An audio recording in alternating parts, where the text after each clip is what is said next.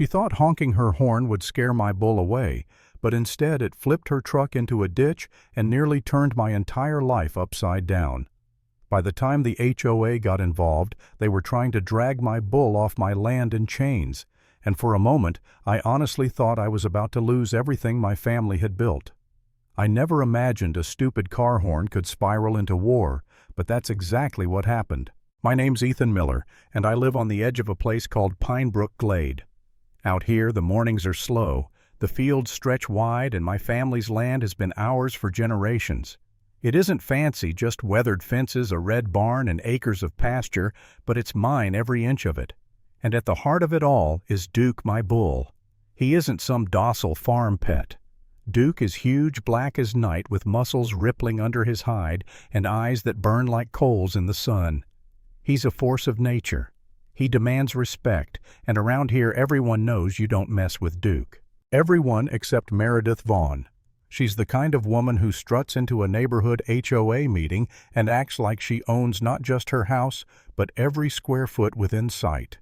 The perfect nails, the luxury SUV, the passive-aggressive smile that hides a sneer, Meredith was the queen of Pinebrook Glade. She wasn't technically elected HOA president, but you wouldn't know that, by the way. She barked orders, threatened fines, and left notes on people's doors. And me. My farm wasn't even under HOA rules. I was grandfathered in long before this place became a development. That drove her insane. To her, my pasture was a blot on the landscape, my roosters were a noise violation, my tractor was an eyesore. But what really got under her skin, what kept her awake at night, was Duke. From the first time she saw him at the fence line, she decided he was dangerous, a liability, a monster that lowered her precious property values. She'd wave her hand at him from her SUV window like he was some filthy creature ruining her view. And then came the honking. At first it was quick little beeps as she drove by. Duke didn't budge.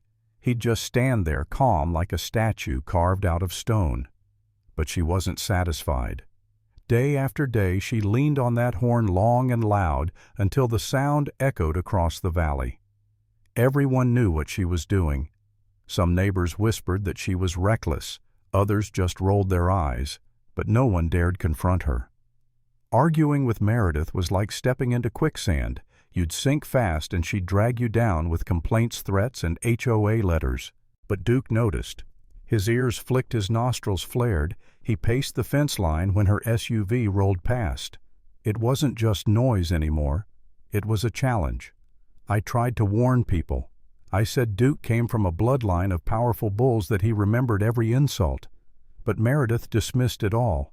She thought her horn gave her control. She thought she was untouchable. Then came the morning when everything snapped. The sun was barely up, the air still cool, and I was sipping coffee on my porch. Duke stood near the fence, calm as ever. Then I heard it, the blaring honk slicing through the quiet. But this time Duke didn't stand still. He moved. He charged the fence with such force the posts split, boards shattered, and the ground shook under his hooves. Meredith's SUV swerved tires, skidding too close to the ditch. Duke hit the fence like thunder, and when he broke through, it was as if nature itself had been unleashed. He slammed into the side of her SUV, metal shrieking glass exploding. The front end lifted clear off the ground before crashing back down. Her truck tipped sideways into the ditch, smoke curling from the engine. And there stood Duke, breathing heavy calm again, as if he'd simply erased an insult from existence.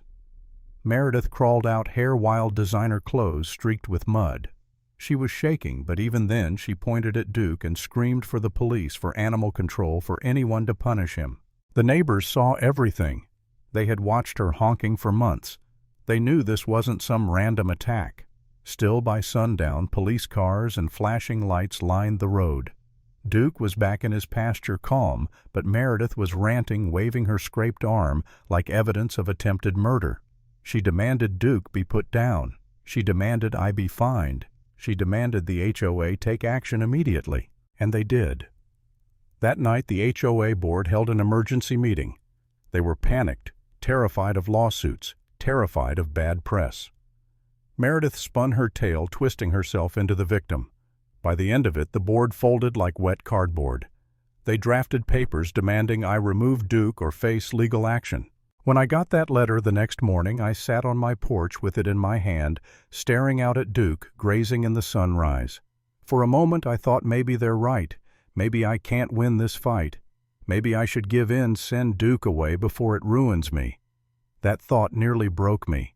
This land, that bull, it's my family's legacy. But what's legacy worth if the whole world is lined up against you? I almost quit. I almost believed her lies. But Meredith wasn't finished. That same week, trucks rolled up contractors, volunteers from the HOA, hauling steel gates and a livestock trailer. They marched right onto my property, barking orders, trying to corral Duke like he was theirs to take. I just stood there on my porch, fists clenched, heart pounding. This wasn't just HOA politics anymore. This was invasion. They rattled panels, swung poles, tried to box Duke in. But fear isn't in his nature. He lowered his head, pawed the earth, and charged. Steel bent like tin foil, men dove out of the way, panels crashed to the dirt. Duke tore through the barricade, scattering them like leaves in a storm. One of them nearly got trampled. They dropped tools, scrambled for their trucks, and fled. And still Meredith stood there, screaming for them to push forward, her voice shrill with rage. She didn't see that her army had already broken. She only saw Duke standing unbroken, breathing like a storm in the pasture. That should have been enough, but Meredith escalated again. The next morning, county trucks arrived. Animal control officers, tranquilizer rifles deputies. This time it wasn't just bluster, it was official.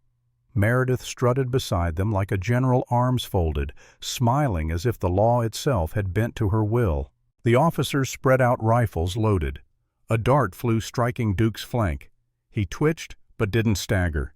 Another dart hit higher near his shoulder. His breath quickened, his tail lashed, then with a roar that rattled the ground he charged. Officers dove nets, ripped apart poles, snapped in half. Duke plowed through them, horns tearing steel like paper. He slammed a trailer so hard the door ripped clean off. The crowd of neighbors gasped, phones recording everything. Meredith shrieked, demanding deputies shoot him, demanding they finish it. But the deputies didn't draw. They saw what everyone else saw, a bull fighting not out of madness, but defiance. They packed up shaken and drove away. Meredith wasn't done. That night headlights cut through the dark. Trucks again, this time with hired men carrying ropes, chains, bats. A midnight raid. She stayed in her SUV, watching while her goons climbed my fence to drag Duke away. Duke let them come. He stood in silence until the first rope missed his horns. Then he bellowed so loud the night itself seemed to crack. He charged, tossing men like rag dolls, smashing tools, ripping ropes out of their hands. One man dropped his bat just before Duke plowed past. Another got thrown straight into the dirt. Then Duke turned toward Meredith's SUV. Her headlights flicked on, trying to blind him, but it didn't matter. He charged, slammed the bumper, lifted the front end clean off the ground. The windshield cracked, her tires spun in panic as she reversed down the road screaming. Her raiding party scattered, abandoning her. By dawn, the neighborhood was buzzing. Everyone knew. Meredith had gone too far, broken every boundary, used the HOA like her personal weapon. But pride like hers doesn't surrender. She made one final move called in the state. The next morning, government trucks lined the road cages, rattling troopers forming a perimeter. An officer with a bullhorn declared Duke a dangerous animal, listing incidents straight out of Meredith's lies. The verdict was clear: Duke would be tranquilized and destroyed. Meredith stood there smirking like her victory was sealed. But the neighbors came too. Families lined the opposite side of the road, phones raised, shouting their stories. Kids who'd petted Duke, farmers who'd seen him chase coyotes, witnesses who'd watched Meredith torment him for months. Their voices grew louder, drowning her out until even the officers hesitated. Meredith lost it. She shoved at one deputy, shrieking, demanding they shoot, demanding her will be done.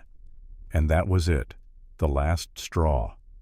The officer lowered his rifle, looked right at her and said, "This isn't a dangerous animal. He's a pawn in your personal feud." Then they cuffed her, right there in front of everyone. Cameras rolling, neighbors cheering. She screamed, kicked, but it was over. She wasn't leaving as the queen of Pinebrook Glade. She was leaving as a criminal. The trucks drove away empty. Duke stood in the pasture horns glinting in the sun, calm once again. I didn't celebrate. I just breathed. For the first time in months, the weight lifted. And I realized something watching Duke graze as the crowd dispersed. Power built on fear always collapses. Lies always unravel. And the truth, well, the truth stands its ground.